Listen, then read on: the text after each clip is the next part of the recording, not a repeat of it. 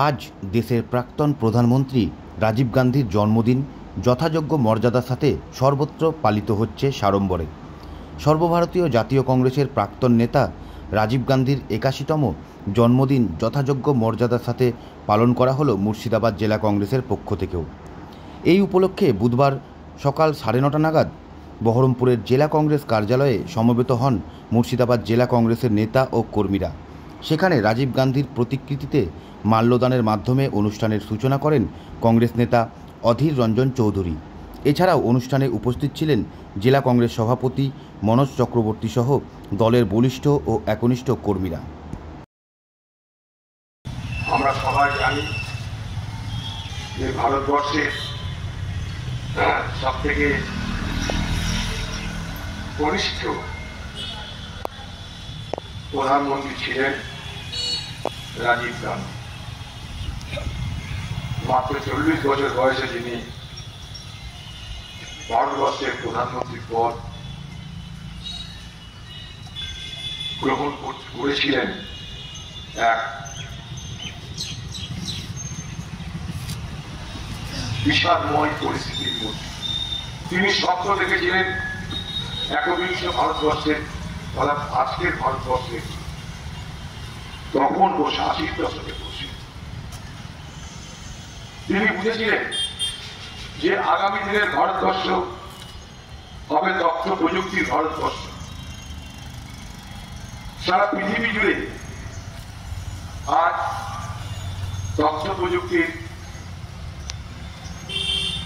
যে শ্রীবৃদ্ধি হচ্ছে, যা আমাদের প্রত্যেকের জীবনকে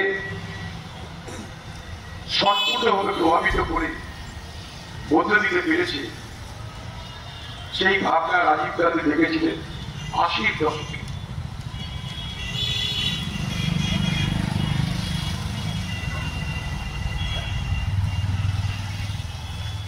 সেই সময়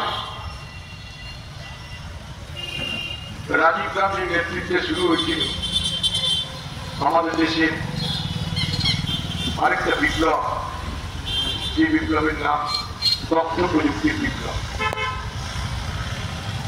রাজীব গান্ধী বলেছিলেন যে আমাদের দেশে মানুষকে সস্তায় সহজে প্রত্যেকের জন্য যদি যোগাযোগের ব্যবস্থা উন্নতি করতে হয়, তাহলে বিদেশ থেকে আমাদের প্রযুক্তিকে নিয়ে আসতে হবে আমাদের দেশে। অনেকে বলেছিল যে রাজীব গান্ধী আমাদের দেশটাকে সর্বনাশের পথে ঠেলে দিচ্ছে, কারণ এই কম্পিউটারের দৌলতে আমাদের দেশের সব তথ্য, সব খবর আমাদের শত্রু দেশ পেয়ে যাবে, আমাদের দেশের ক্ষতি হবে। তাই রাজীব গান্ধীর নেতৃত্বে যে তথ্য প্রযুক্তি শিল্প ভারতবর্ষে শুরু হতে যাচ্ছে, প্রতি পদে সেখানে বিরোধিতা করে রাজীব গান্ধীকে দেশ বিরোধী, দেশের স্বার্থ বিরোধী একজন ব্যক্তিত্ব হিসাবে তুলে ধরার চেষ্টা করা। রাজীব গান্ধী তাতে দমেন নেই, কারণ তিনি জানতেন যে আগামী ভারতবর্ষের জন্য এটা অতি আবশ্যক। যেটা আমরা সেদিন বুঝিনি, রাজীব গান্ধী বুঝেছিলেন। সারা ভারতবর্ষের বিরোধী দল সেদিন যেটা বোঝেনি, গোমার তুমির মতো বিরোধিতা করেছিল, রাজীব গান্ধী সেটা বুঝেছিলেন।